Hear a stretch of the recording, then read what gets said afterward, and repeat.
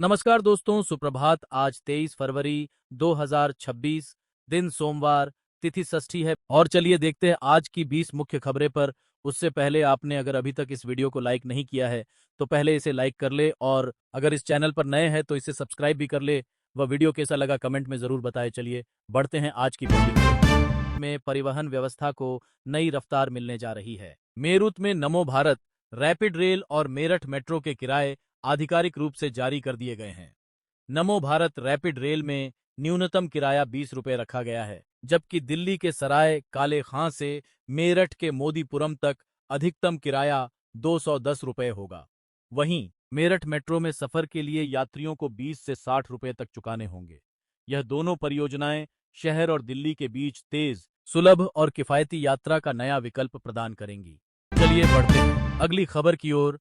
रक्षा मंत्री राजनाथ सिंह ने पूर्व सेना प्रमुख एम नारावाने की किताब को लेकर उठे विवाद के बीच स्पष्ट किया है कि रिटायर्ड सैन्य अधिकारियों के लिए सेवानिवृत्ति के बाद 20 साल तक किताब लिखने पर कोई प्रतिबंध नहीं होगा। उन्होंने उन खबरों को पूर्णतः गलत बताया जो कह रही थीं कि सरकार ऐसे अधिकारियों पर ऐसा प्रतिबंध लागू करेगी। हालांकि विवाद के कारण रक्षा मंत्रालय संवेदनशील जानकारी का पालन सुनिश्चित करने के लिए गाइडलाइंस तैयार कर सकता है, लेकिन कोई 20 साल की पाबंदी प्रस्तावित नहीं है। चलिए बढ़ते हैं अगली खबर की ओर। जेएनयू में रस्में और राजनीति तेजी से गर्माती जा रही हैं। Jawaharlal Nehru university students union ने कुलपति शांतिश्री धूलिपुदी पंडित के जातीय टिप्पणी के खिलाफ 21 फरवरी को राष्ट्रीय विरोध दिवस घोषित किया है और उनसे इस्तीफे की मांग की है। विवाद तब शुरू हुआ जब उन्होंने एक इंटरव्यू में कहा कि ब्लैक्स के लिए हुआ वही अब दलितों के लिए लाया गया है, और कहा कि यूजीसी के नए इक्विटी रेगुलेशंस को अनावश्यक और वोकिज्म कहा।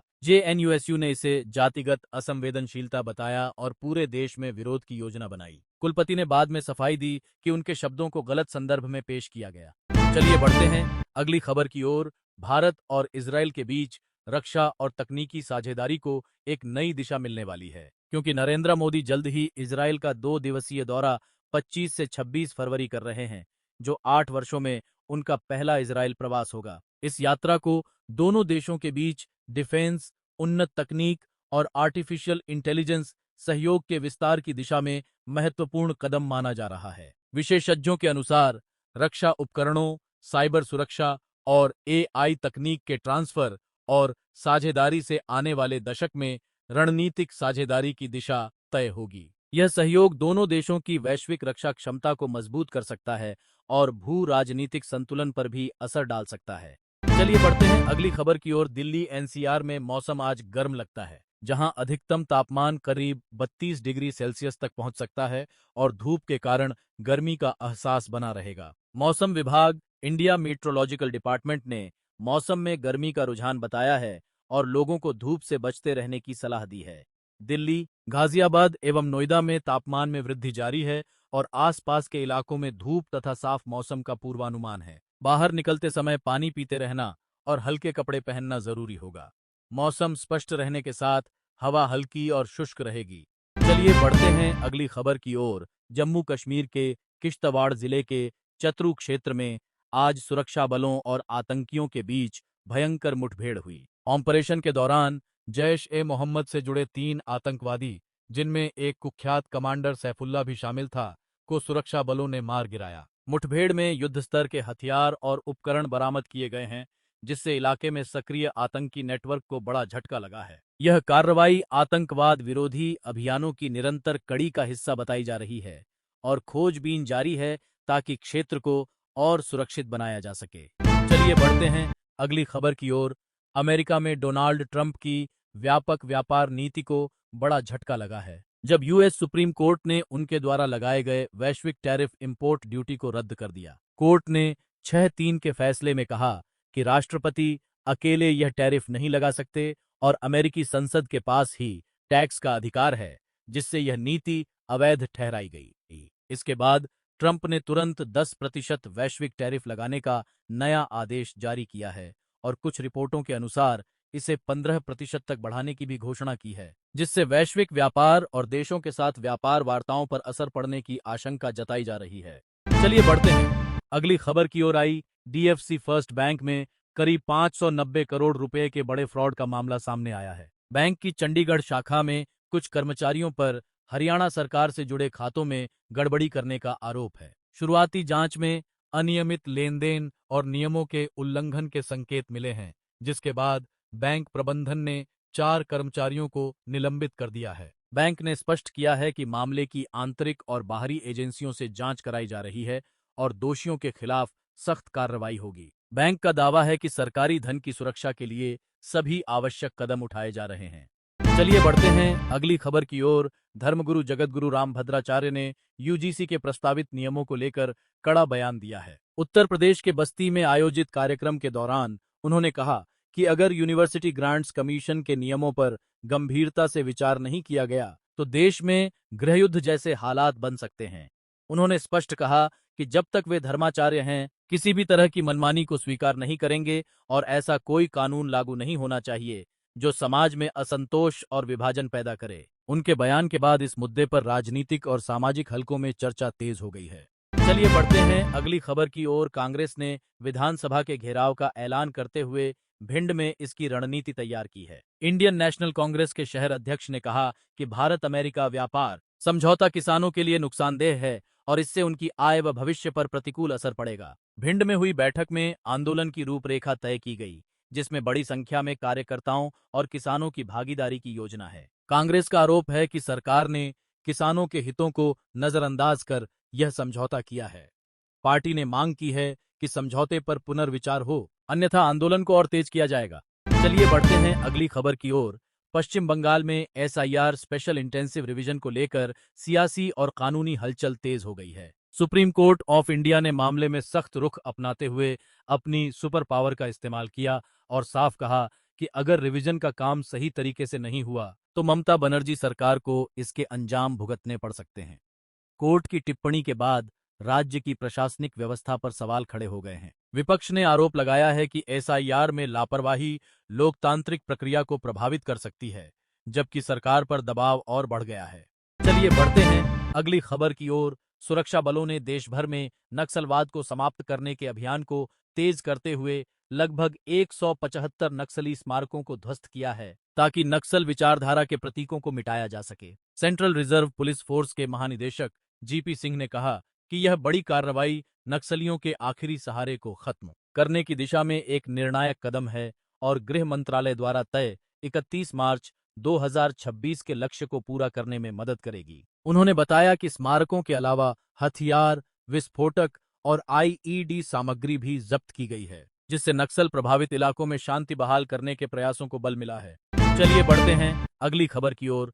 प्रधानमंत्री नरेंद्र मोदी ने कांग्रेस पर तीखा हमला बोलते हुए कहा कि महिला सांसदों को आगे भेजकर या संसद में सीट पर कब्जा करके कोई प्रधानमंत्री नहीं बन सकता। उन्होंने कहा कि लोकतंत्र में सत्ता का रास्ता सेवा, विश्वास और जन समर्थन से होकर गुजरता है, न कि हंगामे और दबाव की राजनीति से। पीएम मोदी ने आरोप लगाया कि इंडियन नेशनल कांग्रेस केवल राजनीतिक ड्रामा कर रही है और देश की जनता सब देख रही है। उन्होंने कहा कि सरकार विकास और महिला सशक्तिकरण के लिए प्रतिबद्ध है, जबकि विपक्ष केवल भ्रम फैलाने में जुटा है। चलिए बढ़ते हैं अगली खबर की ओर। भारत और फ्रांस के बीच राफेल लड़ाकू विमानों की चर्चित डील में महत्वपूर्ण प्रगति हुई है। भारतीय वार्ताकारों ने कम से कम 50% टेक्नोलॉजी ट्रांसफर की मांग पर जोर दिया है, जिससे फ्रांसीसी अधिकारी इस मुद्दे पर नरम पड़े हैं और दोनों पक्षों ने इस सौदे का रोड मैप तैयार कर लिया है। हालांकि तकरीबन 3.25 लाख करोड़ रुपए की यह डील अभी अंतिम रूप में बंद नहीं हुई है